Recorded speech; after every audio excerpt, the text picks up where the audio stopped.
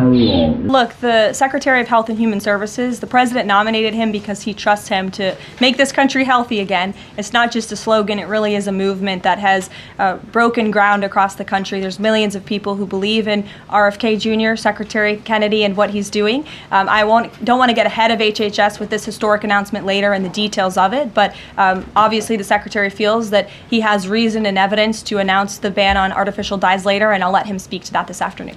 Well, look, as you saw on Friday, the president put out a statement about it. The Office of Personnel Management reclassified workers. They're now called scheduled policy/career. And all the president is trying to do is ensure that federal workers are being held accountable for corrupt behavior. If they are engaging in corruption as a government worker, they should no longer have their job. I think that's pretty common sense.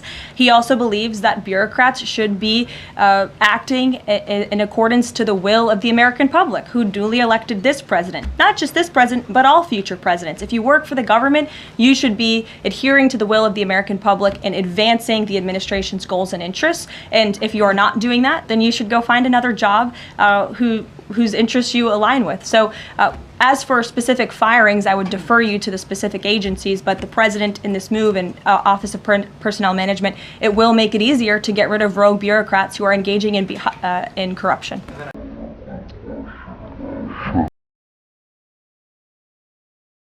I'll have to ask him, and I'll get back to you. And he still is, just in my office. Look, I think the president has made his position on the Fed and on Powell quite clear. The president believes that they have been making moves and taking action in the name of politics rather in the name of what's right for the American economy. The president has the right to express his displeasure with the Fed, and he has the right to say he believes interest rates should be lower. He believes Americans should be able to borrow money cheaper than they currently are right now. And I also spoke to Kevin Hassett about the Fed as well, and he has called into question the Fed's independence and whether they are actually doing things, again, out of the best interest of the economy, or are they doing it for partisan reasons. The president wants to see interest rates lower. He has made that quite clear. I'm sorry. The president wants to see the dollar remain as the world's reserve currency for our long-term fiscal stability and our economic growth. He's been quite clear about that. Two questions. And then to the woman behind you, who I haven't seen before. It's Earth Day. Yes. Happy Earth Day, everyone. I do have points from the EPA. Administrator Zeldin's doing a fantastic job, and they are always sharing their accomplishments with the White House, which we very much appreciate. He will be traveling, I believe he's in California today for sewage situation. Here you go. Administrator Zeldin met with his Mexican counterpart to discuss steps to ensure the water entering the United States is clean and safe. And he's holding a press conference in San Diego today with elected officials and local stakeholders on the Tijuana River sewage crisis. I would also add from the president himself, he has always maintained he wants America to have the cleanest air and the cleanest water. And we want to do what's right for our environment and for our earth. And a lot of that is making sure that we have clean and sustainable energy. And we know that we produce natural gas cleaner and more efficiently than any country in this world, and the president wants to see that continue. We hope the Supreme Court will do the right thing, and the president has been very clear. He stands on the side of parental rights, and he believes strongly that parents should have a greater say in their children's education and the content, if you will, that children are being exposed to in our public school system. Sure. Go ahead.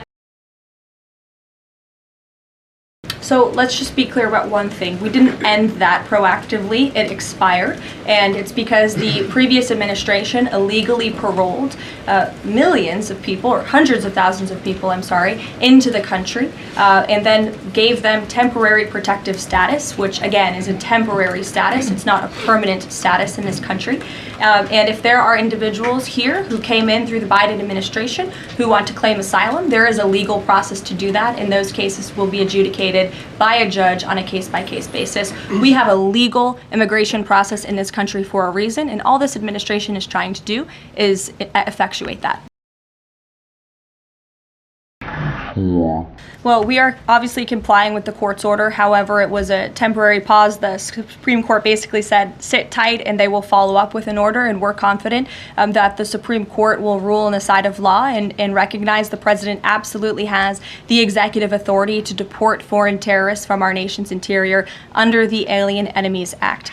We feel very strongly about that, and we're confident the courts will side with the president and his executive authority. As for deportations, we continue to deport illegal criminals under Title VIII, which is an immigration authority given to our Border Patrol agents and the Department of Homeland Security to deport illegal criminals from this country. And the administration continues to do that at record speed as quickly as they can with the resources that they have. You'd have to ask the Department of Justice. Obviously, that's within their purview, and I can't speak for them. However, it is our goal to deport as many illegal criminals and aliens from our country as we possibly can, as quickly as we can. Well, the president looks forward to this. It was supposed to be his first foreign visit, but of course now he is going to Rome this weekend to honor the Pope and attend the funeral. The president looks to strengthen the ties between the United States and these countries in which he will be visiting. He'll be having many bilateral meetings and talks, and we look forward to the trip and hope to see many of you there.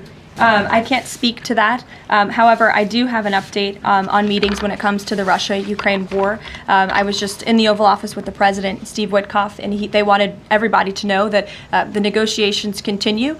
We feel, again, we're hopefully moving in the right direction, and the Special Envoy, Steve Witkoff, will be heading to Russia again later this week to continue talks with Vladimir Putin. Is that why Rubio is not heading to London? Is he accompanying Witkoff to Moscow? I can't speak for the Secretary of State's travel schedule. I'd defer you to the Department of State.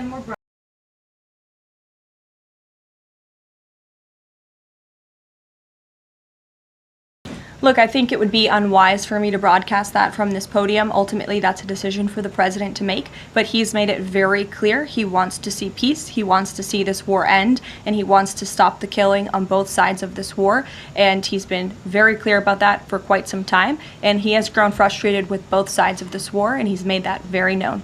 I'll have to check in with our policy team and get back to you. Well, the president has made it quite clear that it's Harvard who has put themselves in the position to lose their own funding by not obeying federal law. And we expect all colleges and universities who are receiving taxpayer funds to abide by federal law. It's quite simple. And the president made it clear he's not going to tolerate violations of federal law. He's not going to tolerate illegal harassment and violence towards Jewish American students or students of any faith on our campuses across the country. And so we will be responding to the lawsuit in court. And again, it's quite simple. If you want federal dollars, obey federal law.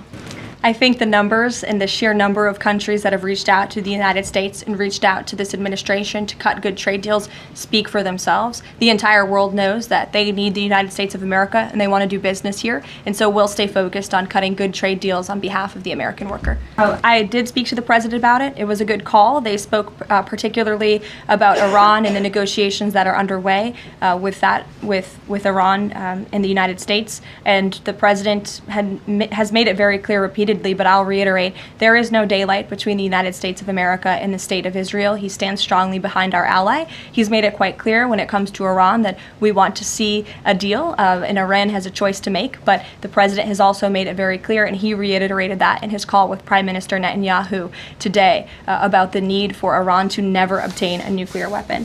I do have one more bit of news that I would like to share with all of you. Just give me 1 second to find it.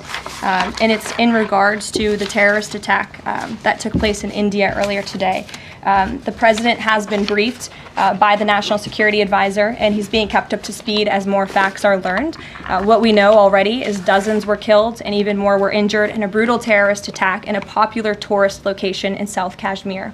President Trump will be speaking with Prime Minister Modi as soon as he possibly can to express his heartfelt condolences for those lost. And our prayers are with those injured and our nation's support for our ally India. These types of horrific events by terrorists are why those of us who work for peace and stability in the world continue our mission. So we'll give you a readout of that call later this afternoon. There's a lot of work to be had. You may hear from the president later this afternoon as well, and we'll see you all later. Thank you.